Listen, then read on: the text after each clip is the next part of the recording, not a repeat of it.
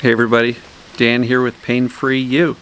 Sitting out on the screened porch, which is an amazing porch, and the lake is right there, about 20 feet away.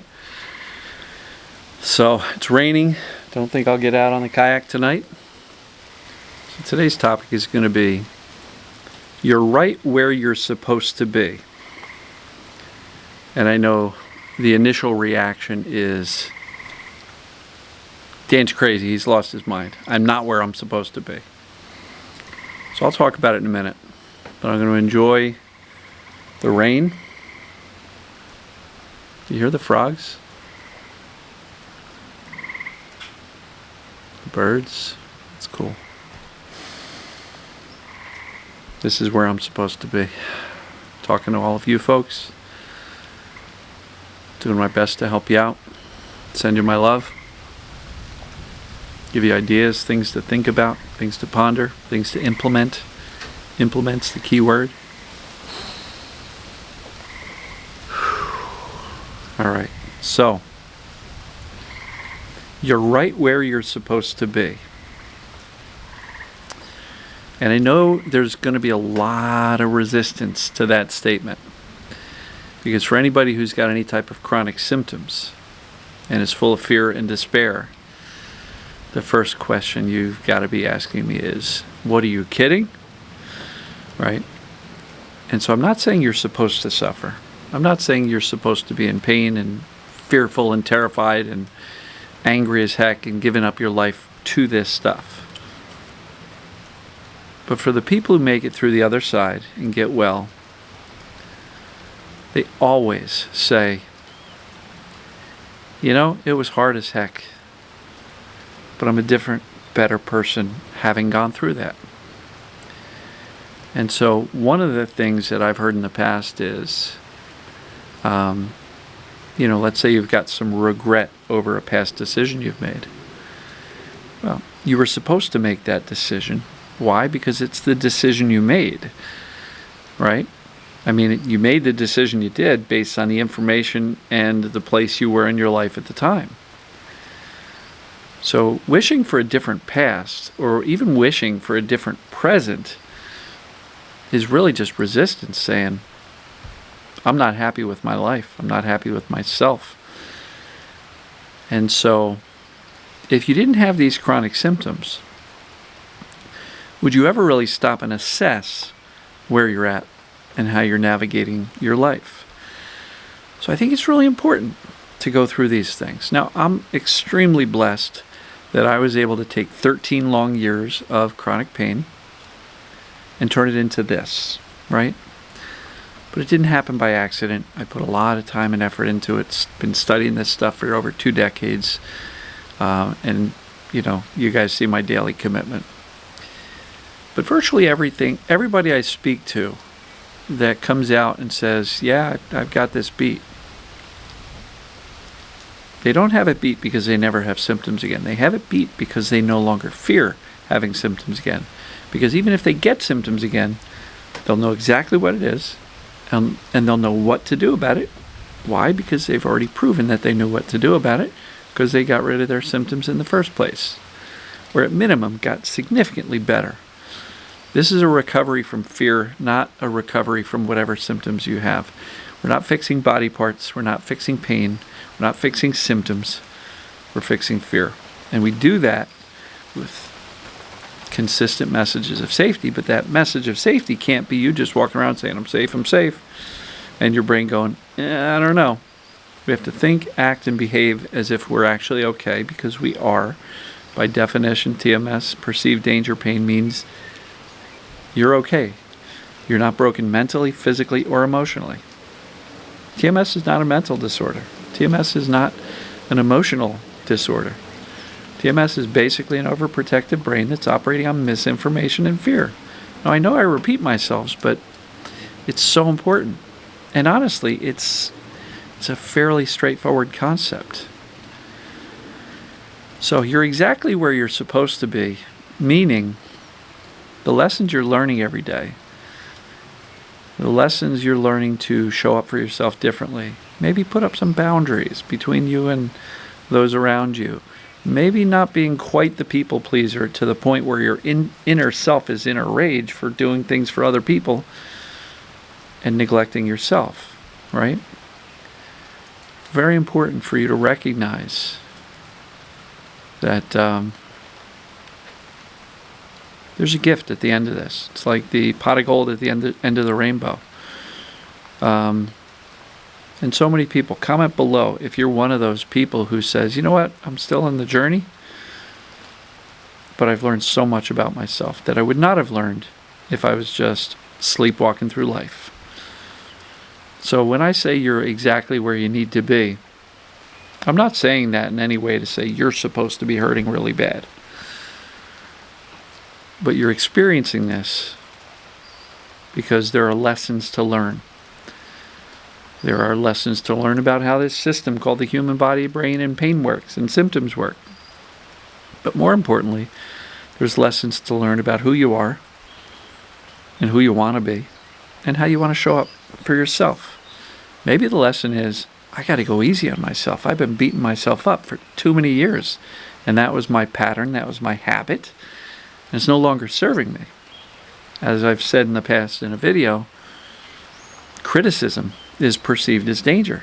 And that includes self-criticism. So learning to be kind to yourself. You know, I struggle a little bit with saying, learn to love yourself. Because for many of us, we don't even like ourselves. So the concept of self-love is so foreign to us because we've been beating ourselves up since we were little because we were criticized and judged by the people around us that we were raised by. So it's hard for us to believe that we're actually okay and a good person and awesome. But at least start liking yourself. Treat yourself as if you're somebody you care about, right? And if you look at how you treat yourself and say, I would never treat another human being the same way I treat myself. I would never say the things to another human being that I say to myself. Maybe that's the lesson you want to learn. Maybe that's why you're exactly where you need to be, so you can learn that lesson to start being nicer to yourself. Start being less judgmental and stop being so damn harsh on yourself. Does this make sense? Again, I'm not saying you should relish where you are right now. And if you're suffering, you've got my heart. I'm with you. I show up every day with and for you. But if you always view this as suffering as opposed to what can I learn from it, you may stay in the suffering longer than you need to. But what do I need to learn? What do I need to shift and change and adjust day by day to get a little bit better each day so that at the end of this journey called life, you can go, you know what? It was really tough, but I'm so glad I went through what I went through. I know I am. And you can be too. So try not to look at this as torture and just punishment from the universe and, you know, your brain. Your brain's not torturing you. Your brain is scared and just using symptoms to warn you of that thing it perceives as dangerous. So what if you were exactly where you need to be to learn the things you need to learn so that you can recover from this and come out the other side a much more self-caring person, a much stronger person, a person who puts themselves first sometimes, not always. Hey, look, if you're a parent, you know, you got siblings or, you know, your own parents are still around, sometimes we do have to put people first. But by going through this process, we can set healthy boundaries, we can negotiate with those around us, we can be less triggered by those around us, because what you'll learn is that just because you get into an interaction with somebody in your family or friends or neighbors or whatever, life can be lifey, right? Life can be stressful. There can be really heavy emotions, but you don't have to hurt, right? So, maybe the things we need to learn is to treat ourselves the way we wish we were treated when we were growing up. Because if you're waiting for somebody else to treat you the way you wish you were treated when you were growing up, you might be waiting a long time. Whose job is it? It's your job. It's your job to treat you the way you deserve to be treated, the way you would love to be treated. You can almost look at this as an opportunity to learn to parent ourselves the way we wish we were parented as kids, because not all of us had perfect childhoods. Many of us don't. So maybe the lesson to learn is treat yourself like you matter, not like you're a piece of crap. Which of those two resonates with you? If you think you're a piece of crap, your brain is constantly feeling under threat by our own self-judgment and criticism. So look, I'm not encouraging you to relish where you are. I'm encouraging you to say, well, if I've got to go through this, what can I learn from it? And how can I perhaps come out the other side a stronger, more capable, more compassionate towards myself person, more compassionate towards other people? How can I become a more confident and strong individual? Because for anybody who feels weak during this journey, please don't. You're some of the most strong people I've ever met. Because people who haven't dealt with this have no idea what kind of strength it takes to make it through every single day, every single flare-up, every single moment, every single doubtful thought and fearful thought and catastrophic thinking. I know that makes you feel weak, or maybe it does. But how about giving yourself some credit? And just look in the mirror and say, you are so strong that you're dealing with this and making it through, and you're still here.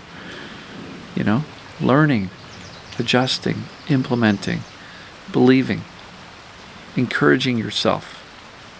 It takes amazing strength to do that. So give yourself some credit for that.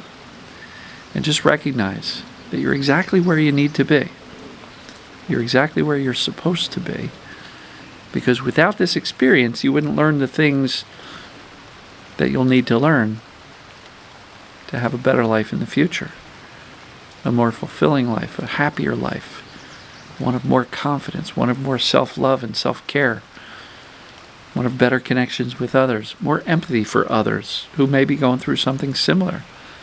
And I'll tell you, one of our group members was just saying that they made a decision to bring this type of coaching, this type of expertise to Denmark, right? So that person is looking at this journey and saying, this is wonderful. Look at all the things I learned about myself, and now I'm going to help share it with other people. And I'm not saying becoming a TMS coach or a mind-body coach is the only answer. You may find that you return to your art or to your music, or start reconnecting with old friends from 20 years ago. Whatever your gold is at the end of this rainbow, that's what it is for you. So you're right where you're supposed to be if you can stop convincing yourself that you're not. Hope that makes sense. I love you all.